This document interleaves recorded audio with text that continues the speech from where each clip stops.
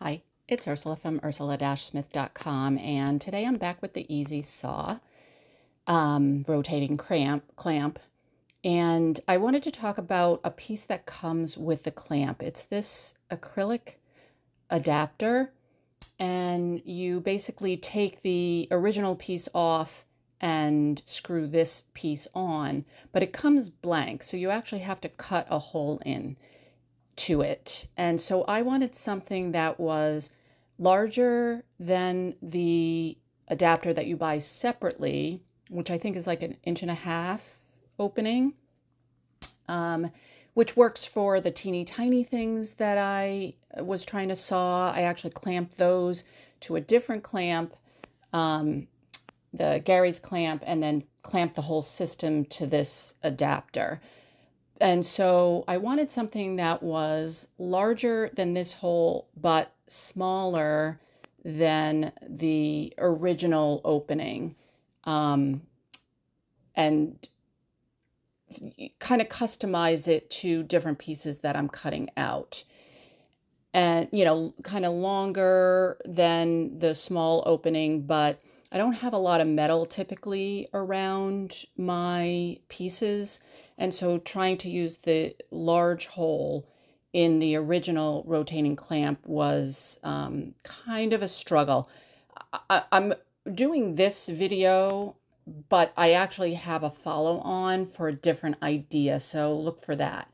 So for this adapter, you need a blade. You can use your regular saw blades, but I have these faux bone blades that I got from Robert Dancik, D-A-N-C-I-K, and I believe he still sells these. They come in 2 different sizes because he's got different depths of faux bone, which is kind of a plasticky material, very similar. So those blades work great for cutting into this acrylic adapter. One thing I will say is try to keep them separate from your normal blades because they don't cut metal. So you need to remember that there is a hole on the under part of the rotating clamp. And so whatever you cut into your acrylic adapter has to fit within that hole. Again, I believe that is 2.5 inches opening. And so what I did was I flipped the, so I'm just showing you here the original. So the hole that you cut has to fit within this piece. So drawing with a Sharpie around the hole onto what you're cutting helps so that you know that you stay within that circumference. So in any event, I wanted to customize it towards these more elongated shapes so that I could cut in a single shot, maybe having to move it twice, so not having to move it 4 times within a cut session, like I would have to do with the smaller hole. I'd have to move it a bunch of times in order to get at all the areas of that elongated shape. And so I decided that I was going to do something that would kind of fit this shape, which I cut a lot of. So one of the things I will say is I cut in from this side, and that works. You can do that with this acrylic adapter. It's thick enough and sturdy enough that it doesn't move around. I have another idea that I'll talk about in a separate video that if I were to do it again, I probably wouldn't cut that slit. And so then I would drill a hole and then cut my shape. So kind of think about like whether you want to cut that slit or not. It's nice because you can slide in. You don't have to fiddle with your saw blade. But it it might work better without the slit, depending on what you're cutting. So this is working really well for me. I can pierce. I also forget to mention that you can use this clamping system to file as well. And so I've been doing a lot more sawing, and if I remember to keep it clamped after it's sawn out, I can go back in and do my filing as well. So I'm doing a lot more complicated shapes than I used to do. Again, I've mentioned before, I started down this whole path because my hand hurts a lot. And so this adapter just allows me to do a little more custom shape for the pieces that I cut a lot of. So for drilling the holes, actually for sawing and drilling the holes, you want to make sure that you keep the plastic that came on the adapter on while you're doing all of this. I also taped the entire back with that blue masking tape. And then I went through and drilled some holes. Most of them here are very close to the opening, because I thought what I was going to do was have those little mini clamps. So that's actually what's holding the piece down. And I thought I was just going to use a nut going through to the underside, and then, a bolt going through to the underside with a nut holding it in place from underneath. And I found that I was able to get a bit that kind of matched the bolt that I was using.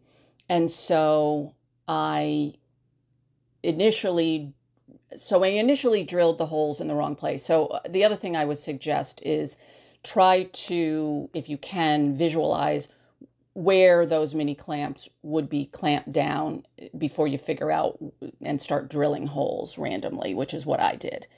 And so the holes match the bolts that I'm using. And so when I was trying to figure out, I used that circle template I'm showing you to put the bolt through to kind of figure out the sizing that I needed, and then also use that to try to figure out what drill bit I was going to end up using.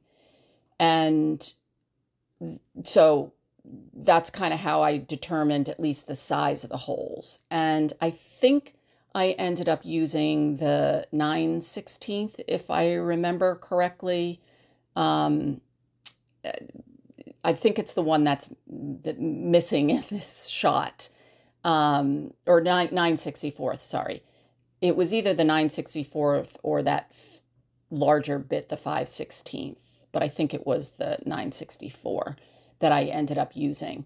Now having used this, so I ended up drilling those initial holes, then determined, I can use it without using the nut from underneath. So the thing, if you're going to use the nut from underneath, you have to, again, pay attention to the opening in the rotating clamp. And so again, drawing around that circumference underneath to determine where the holes won't hit the underneath part of that rotating clamp would be the way that you would have to go.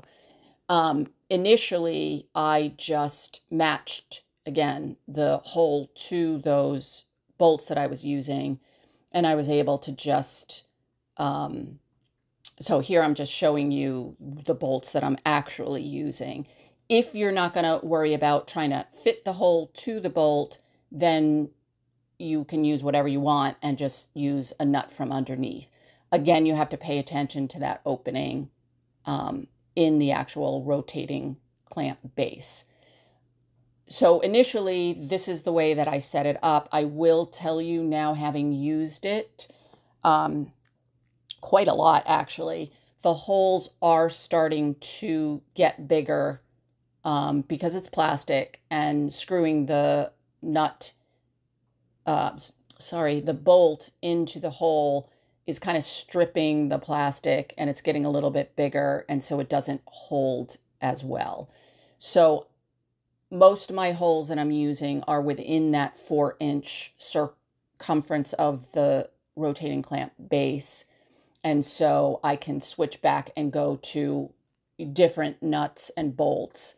And like I said, put the bolt through the hole and then use a nut from underneath to hold it in place. It's a little more fiddly, but again, my hand hurts so bad that without having a clamping system, I could probably do 2, maybe 3 pieces in a day without, and then my hand just hurts too bad. So this way, it's a little more time consuming, but I can saw all day long. So in any event, I really like this rotating clamp system. If you can tell from all my other videos, it is offering me lots of different configurations that I can use and saving my hand. So thanks for joining me today, and we'll see you next time. Oh, and one more thing.